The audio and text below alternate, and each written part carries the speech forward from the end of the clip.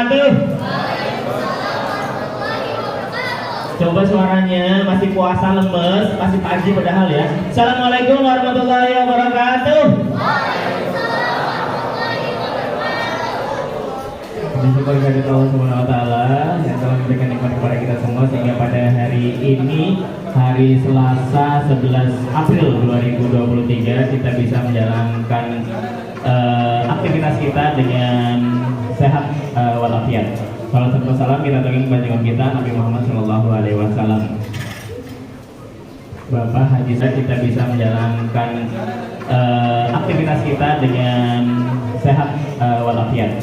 Salam serta salam kita berikan kepada junjungan kita Nabi Muhammad Shallallahu Alaihi Wasallam.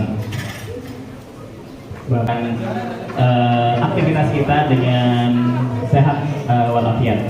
Salam serta salam kita berikan kepada junjungan kita Nabi Muhammad Shallallahu Alaihi Wasallam. Hari ini adalah hari ke-6 kalian pesantren Ramadan di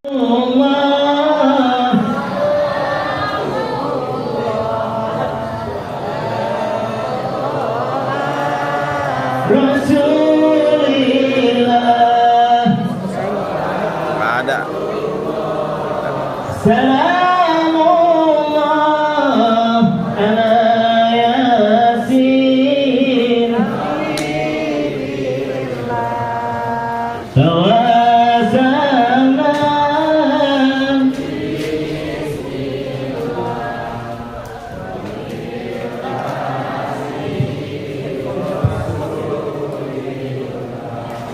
Wa kulli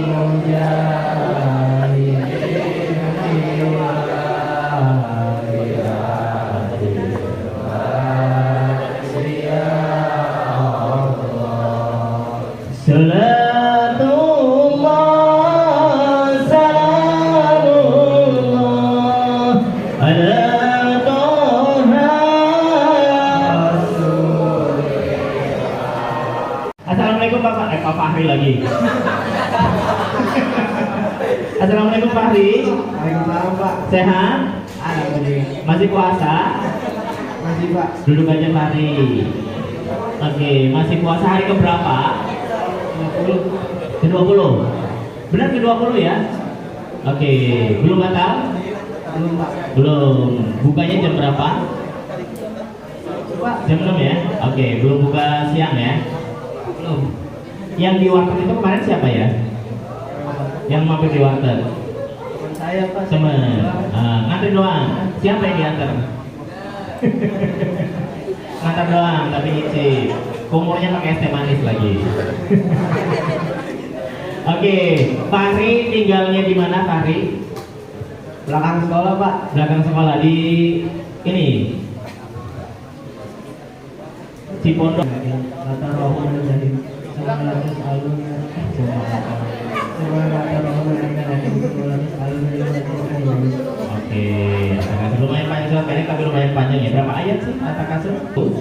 Kawan Pak. Salat subuh. Fahri ikut terawih? Enggak. Guru yang paling kamu benci siapa? Enggak, kalau benci kan terlalu ini banget ya, terlalu kasar banget. Udah pasti nggak disebut. Guru yang paling kamu suka siapa? Udah pasti masih dibenci. Sama Pak Gunawan. Ustaz Abdul Syukur. Coba pengen tahu dong. Biar saya juga di.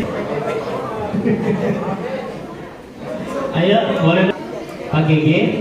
Seru juga. Oke, berarti saya ngajarnya harus seru besok ya. Setelah itu nanti masih dia tuh. Biar usaha Pak. Biar usaha di rumah, Di luar. di luar. Apa usahanya apa? Pakai mie. Tanah merah. Terus? Hah? Panah merah. Saya pikir tanah merah. Panah merah itu apa ya? Panah merah buat apa ya? Apa ngapain? Gak ada aktivitas. Kamu kalau pulang bantuin orang tua nggak? Bantuin. Oke. Terima kasih Fahri. Iya, silakan duduk. Oke. Boleh tepuk tangan untuk Fahri. Oke. Saya belum menemukan anak yang suka sama saya. Sehat? Kenapa? Nggak apa-apa. Ambil kamera yang ini. Enggak ya, langsung diancam. Gue tonjok loh. Kang Sari apa kabar? Alhamdulillah baik. Masih puasa? Puasa. Sudah puasa berapa hari? Kemarin baru mulai lagi ya? Oke sip. Tiap hari bangun pagi nggak? Bangun jam berapa?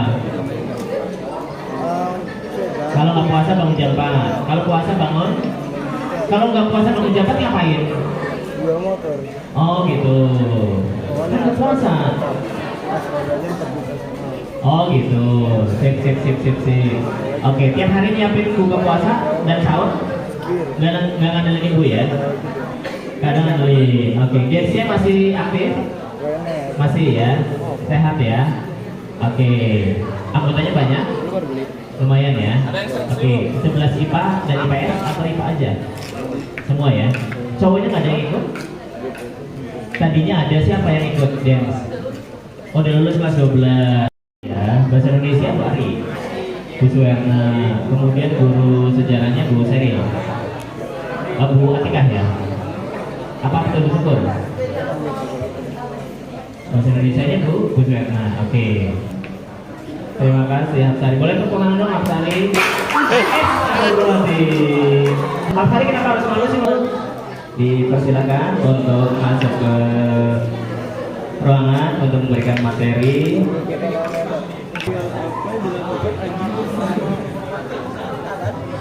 Assalamualaikum warahmatullahi wabarakatuh. Alhamdulillah wa syukurillah wa ni'matillah wa la hawla wa la quwwata illa billah. Allahumma salli ala sayyidina Muhammad wa ala ali sayyidina Muhammad. Qala Allah Ta'ala fi kitabil karim, ya ayyuhalladzina amanu kutiba alaikumus syiyam kama kutiba alal ladzina min qablikum la'allakum tattaqun. Yang kami hormati Al-Mukarram Mahinul Kiram Bapak Purnomo selaku host, dan juga Bapak Wakil Kepala Sekolah Bapak Wahyudin, Bapak Panitia Pak Dahlan yang selalu setia mendokumentasikan program kegiatan Sanlat ini. Mudah-mudahan dokumentasi nantinya selain bisa kita baca ulang sebagai rekaman perbuatan baik, juga bisa disaksikan oleh para malaikat bahwa kalian telah berpuasa dan hadir di masjid ini dalam rangka menambah wawasan kita tentang agama, menambah wawasan kita tentang puasa, yang mudah-mudahan nanti tidak hanya berhenti di titik wawasan, tapi akan dilaksanakan, diimplementasikan dalam kehidupan sehari-hari. Nah, pagi hari ini kajian kita adalah tentang tauhid, ya, tauhid. Ada yang tahu apa artinya tauhid itu? Tahu ya? Ada orang kan namanya iman tauhid. Terus ada juga orang yang namanya Imam Syafi'i. Ada Imam Tirmidzi. Nah, ada Iman Santoso. Nah, ada Iman Taufik. Ya. Nah, sepertinya sudah banyak dengar kan kata tauhid. Nah, tauhid itu apa dalam bahasa Indonesia? Tauhid beda dengan taufik ya. Nah, coba sekarang bedakan apa itu taufik, apa itu tauhid. Nah, ayo Mas.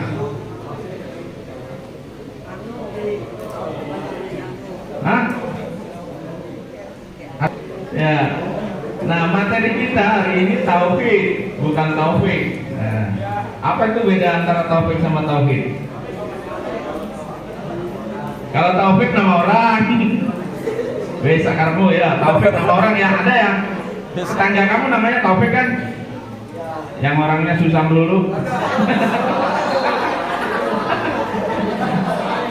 kan sesuatu satu saja katanya ya. Jadi tauhid itu menjadikan sesuatu satu saja. Nah, ya rada mirip-mirip lah, karena tauhid itu sebetulnya sesungguhnya adalah esa ya. Esa berarti berapa? Satu berarti berapa? Iya, one. Nah, jadi dia adalah sesuatu yang sifatnya singular ya, satu tunggal, nggak ada yang lain.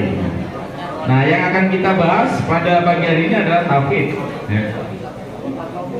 Bukan tauhid ya. Nah, sesungguhnya tauhid itu adalah tasdik. Tasdik itu meyakini, membenarkan ya, meyakini atau membenarkan. Meyakini dan membenarkan. Berarti kaitannya dengan apa itu? Kaitannya dengan apa? Kalau kamu yakin, kamu menganggap sesuatu itu cocok, benar gitu, itu kaitannya dengan apa? Dengan iman. Iman siapa? Iman Santoso, nama orang lagi. Kalau kamu yakin, itu adanya di mana itu?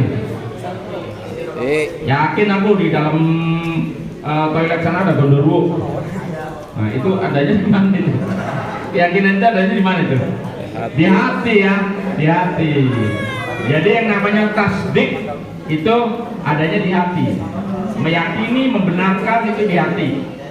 Kalau begitu bisa dilihat nggak? Nggak bisa. Jadi iman itu yang pertama unsurnya adalah tasdiqun bil qalbi. Yakin, membenarkan di dalam hati. Akan apa? Akan adanya keberadaan Tuhan penguasa alam semesta, bahwa dialah yang menciptakan alam raya ini dengan segala macam isinya, yang memelihara, yang mengatur, ya, tanpa bantuan siapapun, tunggal, hanya Allah. Adanya di mana tadi yakin itu? Di hati. Jadi yang pertama iman itu harus tasditun bil qalbi. Kalau kamu yakin betul bahwa Tuhan itu ada, bahwa Tuhan ini yang memelihara segala macam apa yang ada di alam semesta ini, termasuk kamu, itu diawasi, dijaga, dipelihara. Berarti kalau kamu misalnya masuk kamar mandi sekarang, terus kemudian tidak ada yang tahu, kamu minum, kamu nurutin nafsu minum, rasa takutnya nggak ada, yakinnya nggak ada, berarti imannya luntur tuh. Jadi imannya sudah mulai luntur tuh. Nah, berarti iman gimana Pak? Iman itu ya ada yazid, ada yangkus. Kadangkala orang itu imannya naik, kadangkala tuh turun. Keyakinan ya di dalam hati kita membenarkan adanya Tuhan, membenarkan adanya Allah sebagai pencipta alam semesta ini, yang mengatur, yang mengawasi, itu terkadang bisa luntur kalau kita tidak benar-benar memeliharanya. Jadi tasdikun bil qalbi tadi itu harus dipelihara. Buktinya apa? Kadang ada orang masuk kamar mandi makan, nggak takut. Nah, katanya percaya. Nah, berarti kamu udah nggak percaya lagi kalau Allah ngawasin kamu. Jadi kalau sudah ditanamkan di dalam hati tasdikun bil qalbi. Terus kalau kamu mau nikah, ngapain itu? Disuruh ngapain sama Pak Naik? Hah? Disuruh ngelamar? Enggak, kalau kamu di depan Pak Naik nih, mau dinikahin nih pasangan kamu, terus disuruh ngapain kamu? Disuruh syahadat kan? Disuruh syahadat. Berarti kamu disuruh apa itu? Disuruh ikrar. Ikrar terhadap terhadap sesuatu yang kamu yakini tentang keberadaan Tuhan sebagai pencipta, pengatur, dan sekaligus mengawasi seluruh jagat alam ini, termasuk kamu. Nah, keyakinan kamu itu disuruh ngapain sama Pak Naik tadi? Disuruh mengikrarkan. Berarti iman itu selain tasdikun bil qalbi, yang kedua harus wa ikrarun bil lisan, diikrarkan. Kalau dalam agama Islam ya, kita sebagai pemeluk agama Islam, berapa kali kita biasanya berikrar? Minimal berapa kali, Mas? 5. Nih, maghrib berapa kali? 1. Astagfirullahaladzim. Maghrib berapa rakaat sih? 3. Ada tasyahud awal nggak? Ada tasyahud akhir nggak? Ada. Terus di situ kamu bersyahadat berapa? Tasyahud awal sekali. Ya, tasyahud akhir sekali. Berarti maghrib aja berapa? 2. Maghrib aja 2. Isanya 2 juga. Ya, 2 juga. Karena rakaat pertama dan kedua belum ada di situ. Ngitung begitu aja kan nggak bisa. Berikan berapa kali bingung. Ya, jadi mengikrarkan terhadap kebenaran yang kita yakini di dalam hati, ya, itu semakin sering diikrarkan secara lisan juga akan semakin bagus, ya, akan semakin menghunjam di hati, gitu ya. Asyhadu an la ilaha illallah wa asyhadu anna Muhammadar Rasulullah. Itu namanya ikrarun bil lisan. Nah, kalau sudah tasdikun bil qalbi wa ikrarun bil lisan, ada pengaruhnya nggak kira-kira? Wes, pokoknya aku percaya dalam hati, udah saya ucapkan, dah habis itu udah. Ya, sholat kalau inget, nggak ada takut sama sekali. Puasa kalau mau, ya, nggak ada takut juga, nggak ada malu juga, nggak ada pengharapan juga, ya. Nah, itu tidak berefek, karena itu iman itu selain tasdikun bil qalbi, yang kedua apa? Wa ikrarun bil lisan, yang ketiga wa amalun bil arkan, harus diamalkan dengan perbuatan kita sehari-hari. Nah, anak-anak, kalau kita sudah meyakini tentang keberadaan Allah sebagai satu-satunya pencipta, pemelihara, pengawas, dan pengatur alam semesta beserta seluruh isinya, otomatis perbuatan kita harus mencerminkan apa yang kita yakini. Paham ya? Nah, kalau perbuatan kita itu bertentangan dengan apa yang kita yakini, berarti imannya menipis. Menipis. Kalau kita orang Asy'ariyah mengatakannya menipis, bukan tidak beriman, ada cuma tipis. Gitu ya. Jadi konsep keimanan kita satu, harus melahirkan perasaan khauf. Khauf itu artinya takut, ya. Saya mau berbuat misalnya mencuri, itu dilarang oleh Allah. Nanti kalau mencuri ada hukumannya. Di akhirat aku direbus di atas tungku api.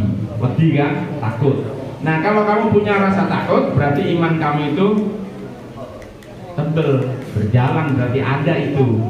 Tapi kalau sudah takutnya nggak ada, nah itu udah menipis itu. Ibarat speedometer bensin di motor tuh harus segera diisi, dicas. Bagaimana cara ngecasnya? Kayak begini, ya, sholat, taklim, puasa, kumpul orang soleh. Nah, kalau nggak bisa ngomong baik, puasa nggak kuat, sholat belum tahu caranya, ya minimal jangan melakukan hal-hal yang dilarang oleh Allah. Tidur, nah, jadi tidur itu dikatakan an-naumus shaim ibadah. Kenapa? Lah daripada kita melek ghibah orang, daripada kita melek mata kita melihat hal yang nggak benar, jelalatan, daripada kita melek terus kemudian kita ngerumpi sama temen, ya kan, marah-marahin orang yang tidak tahu jelas kesalahannya, mending tidur. Tetapi kalau melek aja bisa sholat duha, melek aja bisa ngaji, ya jangan tidur. Itu orang bodoh namanya. Ya. Jadi kalau bisa melek, bisa duha, bisa ngaji, bisa taklim, yang mendingan melek kita taklim, kita duha, kita tadarusan, pahalanya berlipat-lipat. Allah itu yang kamu yakinin ada tadi, salah satu sifatnya apa? Rahman dan Rahim. Allah itu Maha Pengasih dan Penyayang. Bagusnya Allah itu, kasih sayang Allah tiada tanding. Gak percaya? Kamu melakukan kebaikan 1 dibalas berapa?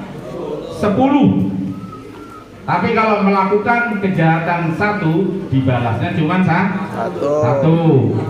Dibuka itu surat Al-An'am ayat 160.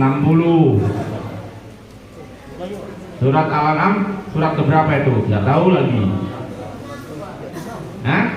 Ke 6 ayat 160.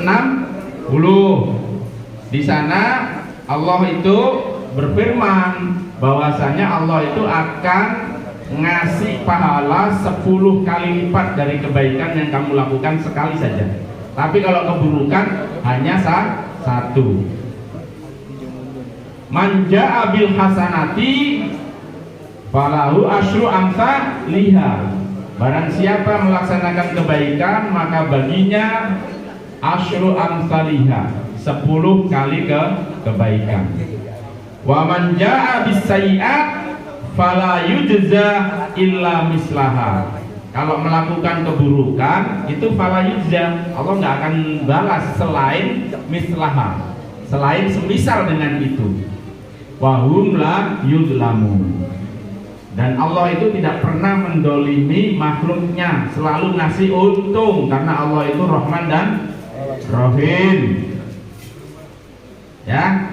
Jadi kalau puasa-puasa bisa melek, bisa ngaji, bisa duha, bisa taklim, bisa bersedekah, lakukan itu, jangan tidur. Nah, kalau melek, kamu ngerasain orang, ghibah orang, melek matanya ngelihat cewek jelalatan, baru tuh tidur. Daripada gua ini tidur aja lah. Kalau melek, kanan dosa, kiri dosa, belakang dosa, depan cewek cakep, nggak dilihat mubazir. Ya. Adanya sekali ini doang, nanti nggak ada lagi. Ya. Jadi kalau bisa melek melakukan kebaikan, jangan memakai dalil yang tadi ya. Sodako, ya. Orang berpuasa ini kan tujuannya la'allakum tattaqun, supaya ketakwaannya meningkat. Lah orang yang ketakwaannya meningkat itu apa? Rajin sodako yang pertama. Alladzina yunfiquna fis sarra wad dharra, ya. Rajin-rajinlah bersedekah. Nah, mumpung belum mati. Kalau mati, Allah itu udah ngasih bocoran loh. Allah sudah ngasih bocoran di surat Al-Munafikun ayat 10. Bocorannya gimana itu? Wa anfiqu mimma razaqnakum min qabli ayyatikum ahadakumul maut. Manusia, infakkanlah dari rezeki yang aku anugerahkan kepadamu, kata Allah, min qabli ayyatiya ahadakumul maut, sebelum kematian datang menghampiri kamu. Nanti kalau kematian itu sudah datang menghampiri kamu, sakaratul maut sudah di tenggorokan, kata Allah, ini sudah dibocorin oleh Allah, kamu itu akan ngomong begini, fayaqula rabbi laula akhartani ila ajalin qarib. Ya Allah, tundalah kematian saya ini barang sesaat saja, atau kembalikan aku hidup kembali sesaat saja. Ngapain? Itu kamu yang sudah modar, yang sudah terbujur kaku, itu akan ngomong fa'asaddaqo, gue akan bersedekah. Pingin apa kamu? Minta hidup lagi, pingin apa kan? Bersedekah. Jadi bersedekah itu penting banget. pahalanya multi level effect. Beda dengan sholat, beda dengan puasa, beda dengan kamu ngaji. Kalau kamu udah mati ya udah selesai. Ya, emang ada mayat terus di ngajiin bangun lagi ikut ngaji berjamaah? Nggak ada, pasti takut kamu. Udah berhenti di situ. Tapi kalau sesuatu yang kamu sedekahkan, misalnya dibelikan karpet ini dipakai sholat, habis dipakai sholat orang yang sholat berzikir, habis dipakai zikir dia taklim, ya kan? Pulang terus kemudian apa yang diberikan oleh ustadz dipraktekkan, itu dari awal tadi kamu dapat pahalanya itu, dapat pahalanya lipat banyak. Apalagi kalau di bulan puasa ini amal kita dilipat gandakan oleh Allah, ya. Jadi dilatih bersedekah. Dilatih apa? Bersedekah. Paham? Paham nggak? Jangan sampai nyesel, mati nyesel. Waduh, kalau tahu pahala sedekah kayak gini, gua pengen hidup lagi lah bersedekah yang sebanyak mungkin. Karena kata Allah di surat Al-Munafikun ayat 10 itu, yang nyesel itu bukan manusia-manusia yang pelit nggak mau sedekah saja, bukan. Orang yang bersedekah juga nyesel karena kurang banyak sedekahnya. Paham? Nah, dikasih uang jajan Bapak Ibu misalnya 20.000, puasa-puasa kan nggak dipakai apa-apa kan? Ya yang 10.000 cemplungin di kotak yang tadi jalan, ya. Jangan kotak jalan pura-pura nggak lihat, pindah-pindah tempat, ya. Kotak jalan diemin wae. Itu adalah bentangan amal yang ditawarkan oleh Allah. Nanti Allah akan gantinya berlipat-lipat. Di hari-hari biasa aja kali 10. Kalau di Ramadan kali berapa itu? Belum lagi tadi level-levelnya ya. Level-levelnya dipakai sholat, dipakai wirid, dipakai ngaji, dipakai taklim. Wes levelnya banyak banget itu. Itu cuman satu karpet. Kalau sedekah kamu misalnya jadi karpet, kalau jadi marmer, kalau jadi semen, ya tentu ada lagi. Oke, paham ya? Kembali tadi ke tauhid. Jadi di dalam tauhid kita, keyakinan kita itu harus ada tiga aspek tadi. Yang pertama hati, yang kedua lisan, yang ketiga harus ada amal perbuatan. Ya, tasdiqun bil qalbi wa iqrarun bil lisan wa amalun bil arkan. Jadi kalau beriman, mengaku beriman, hanya tasdik di dalam hati, kemudian wa iqrarun bil lisan, apalagi diikrarnya cuma sekali doang, mau nikah doang. Terus dalam amal perbuatan sehari-hari tidak tampak bahwa kamu itu mengikuti syariat dari Tuhan yang kamu yakinin ada, ya pasti patut dipertanyakan. Kamu tertarik sama cewek, di dalam hati benar-benar memang tertarik, tapi nggak pernah kamu ucapin di depan dia. Kira-kira dia gimana itu? Ya nggak tahu, dipakein doang. Ya senang tapi nggak berani nembak. Sampai kiamat 2 hari juga masih duda aja loh. Ya, diucapkan ya.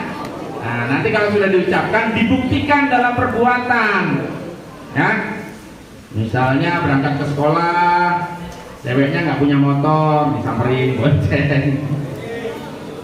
Ya, itu menunjukkan perbuatan kita ada di dalam hati kita, merupakan perwujudan dari apa yang kita yakini di dalam hati. Demikian juga iman ya. Iman itu kalau sudah tasdikun bil qalbi wa iqrarun bil lisan, harus wa amalun bil arkan.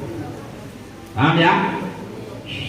Nah, apa saja yang kita yakini tentang keberadaan, keesaan, ketauhidan Allah Subhanahu wa taala? Kalau belajar tentunya kamu di kelas sudah pernah belajar sifat wajib Allah, ada berapa? 20. Terus sifat mustahilnya 20, ya kan? Nanti jumlahnya di sana ada 50. Nah, apa yang disebut dengan aqaid 50? Nah, yang biasanya kalau di masjid-masjid orang suka apa namanya mensyairkan itu. Gimana syairnya? Wujud kita bako mukhalafatul lil qawadisi tiyahu bi nafsihi wa daniyat qudratil roda. Alhamdulillah. Terus lanjut. Muridan mutakalimah, pintar ya. Jadi hafal kan, itu sifat wajib Allah. Wujud artinya ada. Nah, keberadaan Allah itu ada tanpa ada yang meniadakan, mas. Ada tanpa ada yang mengadakan. Yes, ada aja ya. Yang mengadakan siapa? Nggak ada, yang ada wujud ya. Harus diyakini kalau keberadaan Allah itu ada yang mengadakan, berarti ada lagi dong Tuhannya untuk dia ya. Nah, itu dipelajari sifat wajib ya, dipelajari semuanya. Mudah-mudahan Anda semua sudah hafal sifat-sifat wajib Allah, sifat mustahilnya juga tahu. Nah, nanti diyakini dalam hati. Tentunya meyakininya nanti harus lewat media-media ya. Di situ medianya nanti ada 3. Tapi sebelum nyampe sana kita lanjut dulu ke masalah iman ya. Nah, sekarang rukun iman. Rukun iman ada berapa? Hah? 5, 4. Yang benar, 7. Rukun iman ada 5. 4, 7, 6. Yang benar?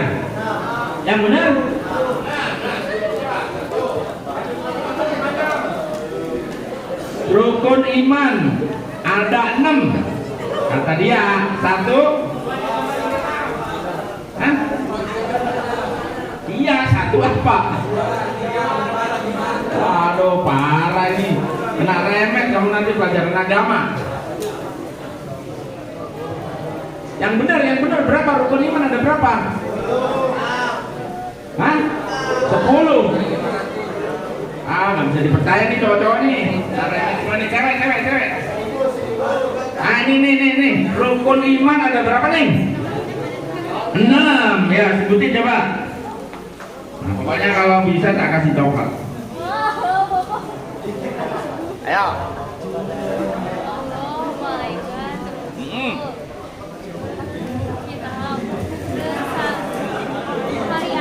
Nih saya bantu. Pertama kata siapa nih? Sampera, percaya kepada Allah. 1, percaya kepada Allah dengan segala sifat wajib dan mustahil yang melekat pada zat Allah. Yang kedua, percaya pada malaikat-malaikat Allah. Yang ketiga, percaya pada Rasul. Yang keempat ya, percaya pada kitab suci Allah yang diturunkan kepada Rasul. Yang kelima, percaya pada hari kiamat. Yang terakhir, percaya pada qada dan qadar. Perintah. Pak Hari ditanya, rukun iman 10. Ya, 1 awalnya tadi percaya pada Allah. 2, percaya pada malaikat-malaikat Allah. Percaya pada Rasul-Rasul Allah. Percaya pada kitab-kitab suci Allah yang diturunkan kepada para Rasulnya. Yang kelima, percaya pada hari kiamat. Yang terakhir, percaya pada qada dan qadar alias takdir Allah Subhanahu wa ta'ala. Nah, itu harus benar-benar ditanamkan di dalam hati kita. Misalnya percaya pada hari kiamat. Itu benar-benar harus percaya bahwa kiamat itu ada. Nanti di hari kiamat itu akan ada siksa, ya kan? Dan ada juga surga, ada neraka, ada surga. Maka orang kalau benar-benar yakin kepada Allah, di dalam hatinya pasti ada rasa khauf. Apa? Khauf. Khauf. Khauf itu artinya takut. Ya. Takut. Beragama kok nggak punya takut sama sekali terhadap siksa api neraka. Nah, berarti keimanannya masih dipertanyakan tuh, masih tipis ya. Masih tipis. Dah, rukun iman udah tahu ya. Nah, tadi yang kamu sebut 5 itu rukun apa? Rukun Islam. Kalau rukun Islam apa aja? Berkenaan dengan syariat nih, syariat yang harus dilakukan oleh orang yang beriman. 1 apa? Syahadat. 2, sholat, puasa, zakat, haji, pintar. Kamu sekolah di mana? Bener-bener. Gurunya Pak GG, ya pantesan pinter. Ya, anak-anak sekalian, ini langsung aja berkenaan dengan khauf, takut, dan juga iman itu harus menghadirkan roja. Roja itu harapan. Jadi kalau orang yang beriman, selain dia punya rasa takut di dalam dirinya, dia juga punya harapan. Kalau aku berbuat baik, kalau aku mengikuti syariat Allah, harapannya apa? Surga, jannah. Di surga itu gimana? Nikmat. Jadi selain dia punya rasa takut dalam ejawanta, dalam perilaku sehari-hari, dia kalau orang beriman itu nggak pernah putus asa. Di dalam hatinya pasti ada sifat roja, sifat pengharapan. Karena di mana dia ada permasalahan, dia yakin ada sesuatu yang bisa dijadikan sandaran utama, yaitu yang mengatur kehidupan kita, yakni Allah Subhanahu wa Ta'ala. Nah ini pernah saya kasih cerita ya, Suatu ketika baginda Rasulullah Muhammad SAW itu taklim begini, ngobrol-ngobrol ya sama laki-laki, sahabat-sahabatnya ngobrol. Terus sahabat itu nanya tentang iman, ya, Nah, karena semua sahabat sudah beriman kepada Allah dan juga kepada Rasulullah, sudah percaya, kita kan semua sudah beriman, Pak. Ya, Kanjeng Nabi, kita kan semua sudah beriman. Terus sahabat itu bertanya, kira-kira di antara kami ini yang paling baik imannya yang mana? Nah, iman itu kan bisa yazid, bisa yanqus. Nah, sahabat bertanya, siapa yang paling baik di antara kami imannya? Nah, di dalam kitab Riyadhus Shalihin di bab akhlak, kalau nggak salah di hadis yang ke-7, itu baginda Rasulullah Muhammad mengatakan pada sahabatnya, An Abi Hurairah radhiyallahu anin Nabiy sallallahu alaihi wasallam. Dari hadis ini diriwayatkan dari Abu Hurairah dapat cerita katanya dari baginda Nabi. Anin Nabiy Rasulullah sallallahu alaihi wasallam qala. Nah, ngomongnya baginda Nabi itu gitu. Akmalul mu'minina imanan ahsanuhum khuluqan. Yang paling bagus imannya di antara orang mukmin itu adalah yang paling bagus akhlaknya. Tuh. Jadi kalau kamu ingin lihat siapa sih di antara orang ini imannya yang tebel, yang paling bagus akhlaknya. Kalau ada guru jelasin pelajaran, akhlaknya dengerin, cakep, ya kan? Kalau punya uang, akhlaknya bagi-bagi, cakep, ya kan? Kalau dikasih badan sehat, akhlaknya bersyukur. Tetangga kamu bengek, nggak bisa jalan, nah, stroke, kamu sehat, alhamdulillah, bersyukur. Dipakai apa? dipakai untuk melaksanakan semua perintah Allah. Itu akhlaknya. Jadi orang mukmin yang imannya paling bagus, tadi yang paling bagus akhlaknya. Nah, mungkin sahabat-sahabat itu merasa, loh Pak Kanjeng Nabi, lah kita ini kan bagus semua akhlaknya. Nah, mungkin seperti itu ya. Lalu baginda Nabi melanjutkan wa khiyarukum linisaihi. Dan yang paling bagus di antara kamu adalah yang paling bagus terhadap istrinya. Ya. Maksudnya apa? Tanda-tanda orang beriman itu akhlaknya bagus. Akhlak bagus yang pertama nggak usah mulu-mulu, harus bisa dirasakan orang terdekat kita. Yang pertama istri. Kalau kamu anak misalnya, akhlak kamu bagus terhadap orang tua. Apa akhlak bagus terhadap orang tua? Kalau ada orang tua ngomong, dengerin, ikutin saran-sarannya, ya kan? Menjaga nama baik orang tua. Kalau sudah keluar rumah, jangan sampai melakukan hal-hal yang kamu bisa ditangkap Satpol PP. Itu ngerepotin orang tua, akhlaknya nggak bagus. Jadi yang paling bagus tadi, meskipun di situ bunyinya wa khiyarukum linisaihi, tapi di sini secara implisit maknanya adalah akhlak yang bagus itu paling tidak pertama-tama harus ditunjukkan ke orang-orang terdekat kita, ya, ke orang tua. Setiap selesai sholat didoain orang tua, jangan sampai doanya panjang, minta rezeki yang banyak, umur yang panjang, kemudian lulus ujian, terus apa lagi tuh? Kamu kan dapat jodoh, gitu. Tapi orang tua nggak pernah didoain lewat. Astagfirullahaladzim. Selesai sholat itu sebelum doa-doa yang lain harus orang tua dulu. Allahumma gfir lana dunubana wali walidina warhamhuma kama rabbayana shaghira. Itu dulu didoain, jangan sampai kelewat. Ntar minta umur panjang, ya Allah, biarpun bengek atau stroke gak apa-apa, pokoknya umur panjang bengek terus, susah, ya.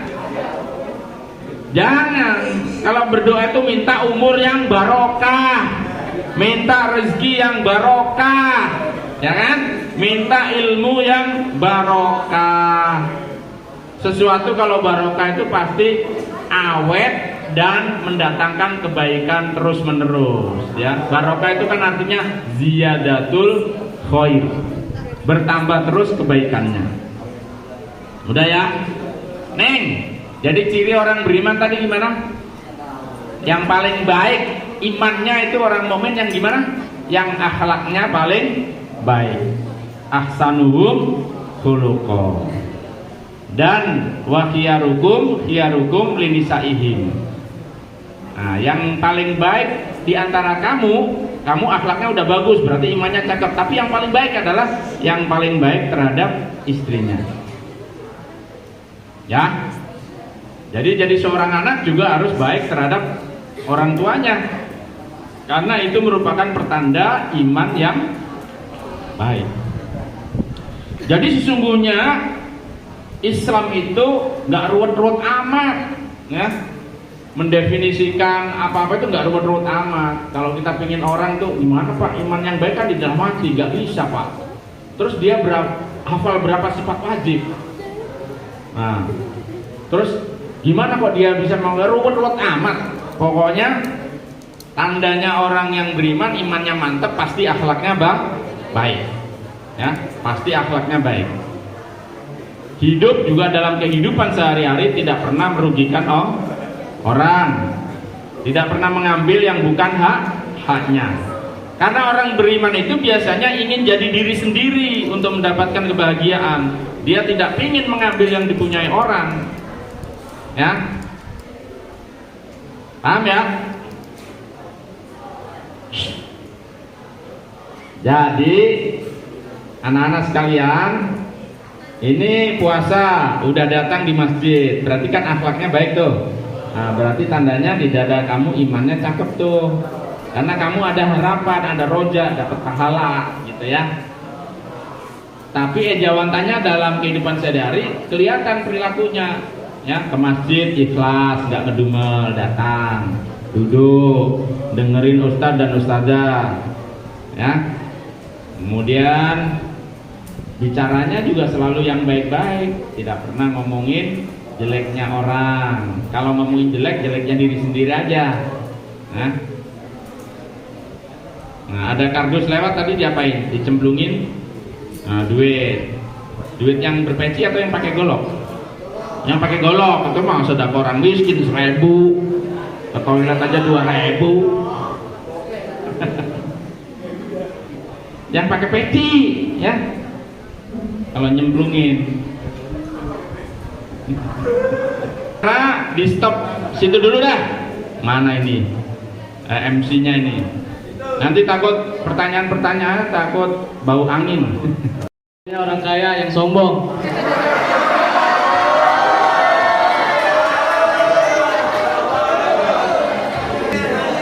Kenapa paling keren? Karena nyemes orang yang di depan.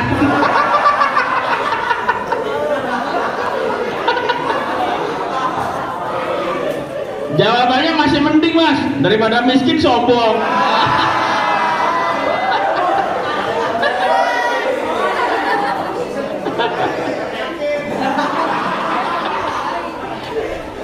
Ya, yang cewek satu lagi, yang akhwat. Enggak, belum, gitu doang, belum dijawab, belum. Yang akhwat, ya sini maju, maju. Maju nak, maju nak.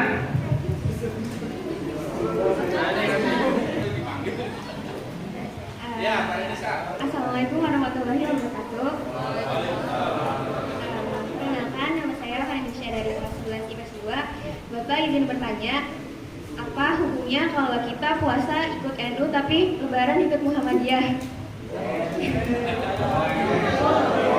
Segitu aja, terima kasih. Tapi dalam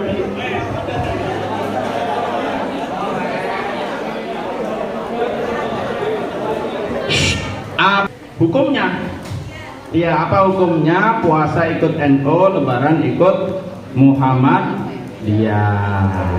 Ya, itu pertanyaan keren juga ya. Hukumnya Muhammadinu. Itu nama tetangga saya di Taman Royal belakang rumah saya. Jadi kalau saya di WC saya itu melihat, ada Pak Muhammadinu.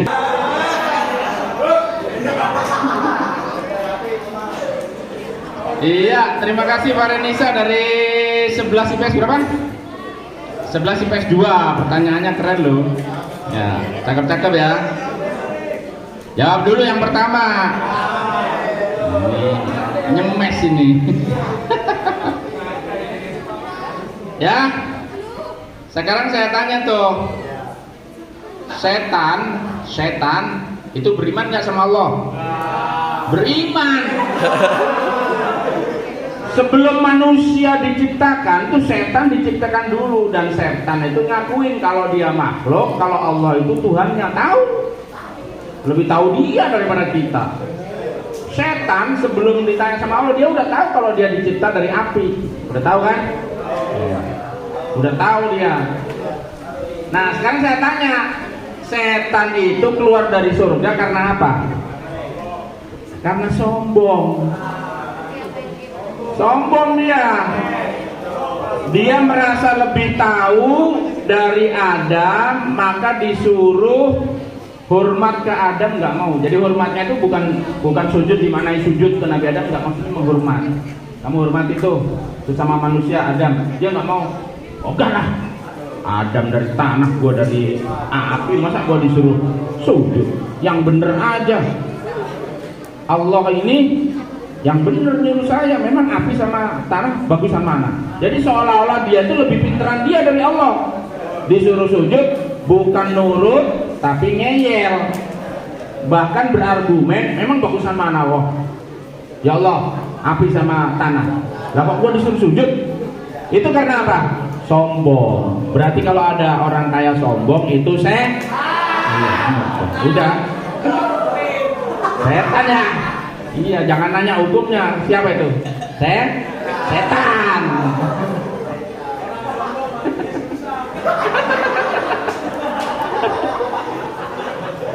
Orang sombong matinya susah. Setan tuh kagak mati-mati, nanti kiamat baru mati. Sembarangan lo. Setan tuh bertambah terus tuh, godain kamu. Itu sombong tuh, ya. Setan mati duluan, mana ada ceritanya setan mati. Belum mati aja udah jadi pocong mumun. Jadi jelas ya? Jadi kalau ada orang kaya kok sombong, itu bukan orang, apa? Tahu sendirilah.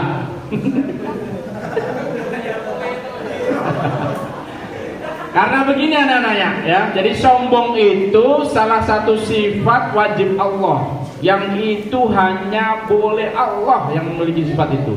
Kita manusia ini lemah, nggak boleh sombong. Sehebat-hebatnya kita masih ada yang di atas kita. Percaya itu. Apa sih yang disombongin? Nggak ada. Nanti juga mau mati, pinter ngaji sombong. Ntar ujung-ujung kalau mati juga di ngajiin. Sombong amat lo bisa ngaji. Ngomel-ngomelin orang yang nggak ngaji. Ngomelin doang, tapi nggak diajak ngaji, nggak diajarin. Sombong itu. Ntar lo kalau mati nggak ada yang ngajiin lo. Yang kedua ya, pertanyaan kedua. Apa hukumnya puasa ikut NU, lebarannya ikut Muhammadiyah? Itu hukumnya enak banget. Enak banget ya. Kalau puasa ikut NU kan belakangan puasanya. Nanti kalau lebaran ikut Muhammadiyah duluan kan. Nah itu enak banget hukumnya. Jadi puasanya belakangan, lebaran duluan. Nah, tapi ya nggak begitulah. Nah, pokoknya gini, dalam menetapkan puasa awal bulan itu ada dua metode, ya kan? Ada yang disebut hisab dan ada yang disebut ru'yah. Nah, antara ru'yah dengan hisab itu sebetulnya dua hal yang beriringan, ya. Jadi jangan dipikir orang yang meru'yah itu tanpa hisab, dia juga ngitung-ngitung dulu gitu. Ngitung-ngitung dulu, terus ketemu berapa derajat. Kira-kira ini kalau kita ru'yah bisa kelihatan nggak? Gitu. Jadi sebetulnya dua-duanya sama, ya. Perbedaan itu terjadi karena tadi ya, kalau yang satu meyakini bahwa hisab itu udah pasti benar. Tapi kalau yang ru'yat itu kalau hitung-hitungannya masih kurang dari 3 derajat, biasanya bulan itu tak terlihat, maka dilakukanlah ru'yat. Sehingga di Indonesia dan di negara-negara Asia Tenggara itu ada patokan. Kalau kira-kira hitung-hitungannya kurang dari 3 derajat, nah itu ru'yat. Tapi kalau sudah di atas itu biasanya bareng, nggak mungkin beda ya. Nah, adapun NU dan Muhammadiyah itu bukan agama neng. Itu hanya organisasi kemasyarakatan, bukan aliran juga, bukan aliran, itu hanya organisasi kemasyarakatan aja. Jadi silahkan kamu mengikuti apa yang diputuskan oleh Majelis Tarjih Muhammadiyah boleh, mengikuti Majelis Ru'yatul Hilal NU juga boleh, tidak ada masalah ya. Nah, yang terpenting adalah dalam beragama itu jangan sampai perbedaan-perbedaan itu menjadi sebuah benturan ya. Masing-masingnya punya alasan yang kuat ya. Dan masing-masingnya juga sudah dilakukan langkah-langkah yang sesuai dengan disyaratkan dalam melakukan ru'yatul hilal maupun dalam melakukan hisab. Jadi kamu melihatnya jangan melihat bedanya ya antara NU dan Muhammadiyah. Itu lebaran beda itu dalam misalnya dalam 100 tahun cuman berapa kali sih? Paling cuman 3 kali, 7 kali, yang lainnya bareng. Nah, kamu melihatnya bedanya, lihat barengnya ya, bahwa kita Muhammadiyah dan NU itu adalah saudara, sama-sama. Tapi apakah dalam saudara kandung itu wajahnya harus samanya sama? Enggak, tapi kan sama-sama anaknya Pak Hasan misalnya, ya kan? Jadi nggak masalah, itu organisasi kemasyarakatan. Jadi kadang-kadang gerakannya juga yang satu lebih unggul di pesantren, yang satu lebih unggul di rumah sakit dan pendidikan. Yang satu misalnya mendasarkan keputusannya berdasarkan hisab dan ru'yatul hilal, yang satu sudah yakin dengan hisab, sudah pasti benar. Ya nggak masalah, yang penting tahapan-tahapannya dilakukan dengan baik ya. Mbak Faresa jangan bingung ya. Yang paling bagus gimana? Pokoknya ikutin negara, ikutin negara. Nah, karena negara itu mengatur itu. Jadi apa yang diputuskan oleh pemerintah udah pasti benar, melibatkan semuanya. Nah, dasarnya ya di dalam Al-Quran, atiullaha wa atiur rasul wa ulil amri minkum. Ya, jadi lebih aman mengikuti apa yang diputuskan oleh pemerintah. Ya, paham ya? Assalamualaikum warahmatullahi wabarakatuh. Pak Haji, apa hukumnya sedekah uang hasil curian?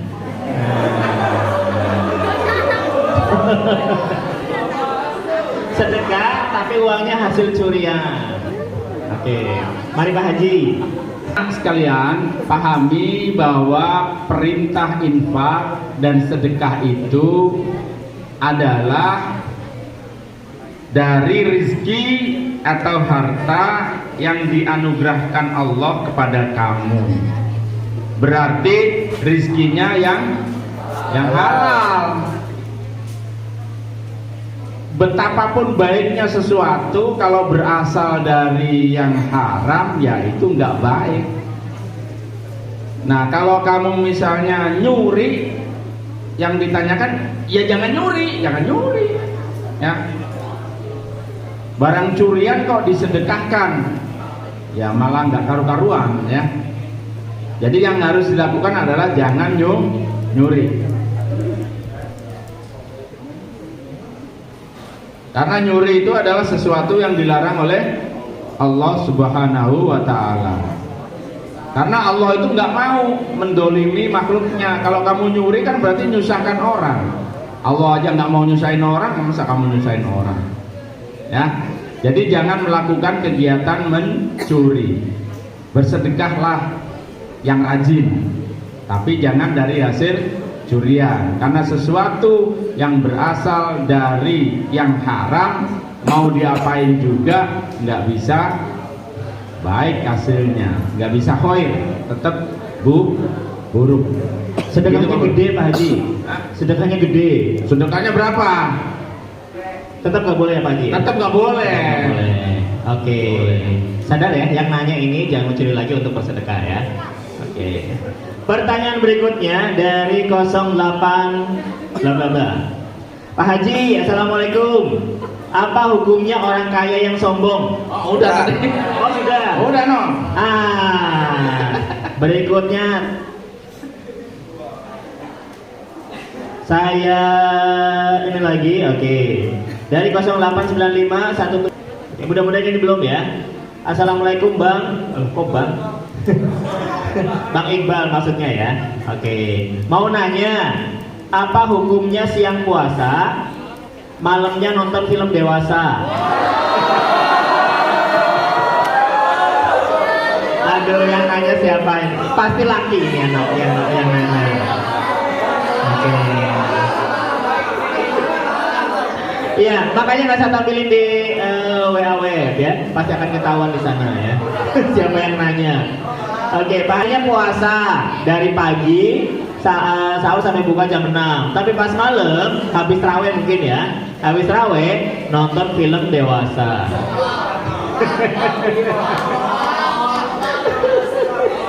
Puasa ya melaksanakan puasa dengan benar, menjaga rukun wajibnya puasa, mencegah mata, tangan, dan segala macamnya dari perbuatan-perbuatan yang bisa membatalkan puasa. Ya puasanya tetap dapat pahala paginya ya, tapi malamnya itu melihat film dewasa. Lah kamu malam biasanya kalau bulan Ramadan disuruh ngapain? Di bulan-bulan sebelumnya juga kalau malam disuruh ngapain? Ya, fatahajjat nafilatallah. Kan disuruh bersujud, disuruh qiyamul lail. Kok malah nonton yang begitu? Dapatnya apa? Dosa. Dosanya dilipat gandakan nggak? Dilipat gandakan. Puasanya dilipat gandakan juga, jadi sama-sama dapat pahala, sama-sama dapat dosa. Impas ya. Berarti impas itu rugi kan? Harusnya pagi puasa, malamnya taraweh, tadarus, qiyamul lail. Supaya apa? Supaya untung. Nanti kalau untung seperti apa yang dikatakan oleh Allah, innal hasanat yudhibnas sayyi'at, bahwa kebaikan itu bisa menghapus dosa. Kok bisa Pak? Ya karena tadi dalilnya di Al-An'am ayat 160, kebaikan dikalikan 10, keburukan 1. Kalau kebaikannya banyak, udah pasti keburukannya terhapus oleh kebaikan ya. Tetapi kalau kebaikan dan keburukannya sama, apalagi keburukannya banyak, ya nggak terhapus, biasanya malah tekor ya. Jadi Allah itu sudah Rahman dan Rahim, melipat gandakan kebaikan 10, kejelekan 1. Tetapi dalam hidup kita, kebaikan yang tidak pernah diprogram biasanya tidak berjalan. Tapi kalau keburukan tidak diprogram pun jalan. Karena keluar rumah, kanan kiri depan belakang atas bawah setan semua itu. Jadi kalau kamu nggak program kebaikan, ya nggak punya nilai plus. Nanti dalil yang tadi innal hasanat yudhibnas sayyi'at itu nggak berlaku. Karena apa? Karena biarpun kali 10 kebaikan, kejelekan kali 1, tapi dalam pelaksanaan sehari-hari itu masih banyak dosa yang menyelimuti kita. Akhirnya tekor di akhirat, yang harusnya surplus malah bangkrut. Nah itu harus hati-hati ya nak ya. Jadi kebaikan harus direncanakan, diprogram. Keluar dari rumah, saya pergi ke sekolah, mau ngapain nih? Nah, mau tadarus, mau duha, mau taklim, ya kan? Mau bersedekah, mau belajar, itu diprogram. Jangan sampai nanti keluar dari rumah mau melenceng, ingat programnya, nah, nggak jadi. Karena apa? Karena Allah sekali lagi Maha Rahman dan Maha Rahim. Keburukan itu kalau ada niat tapi nggak dijalanin, nggak ditulis sama Allah. Ya kan? Coba kalau kamu dengan kebaikan kamu program, kamu melakukan buruk, terus kamu tutup dengan program kebaikan yang kamu lakukan, maka keburukannya akan hilang dengan sendirinya. Karena Allah tidak mencatat keburukan yang tidak dilaksanakan. Paham ya Pak? Paham. Jadi kalau kebaikan diprogram, ya, nggak terlaksana, tetap dikasih baik sama Allah, dikasih pahala. Ya. Paham? Paham. Tadi yang nanya ya, puasa yang muncul pertanyaan Yang lagi. lain. Terus kapan pas sebaiknya nonton film dewasa? Oh enggak ya? Nggak usah itu. Jangankan di bulan puasa, di bulan-bulan di luar puasa nonton yang begituan mah haram.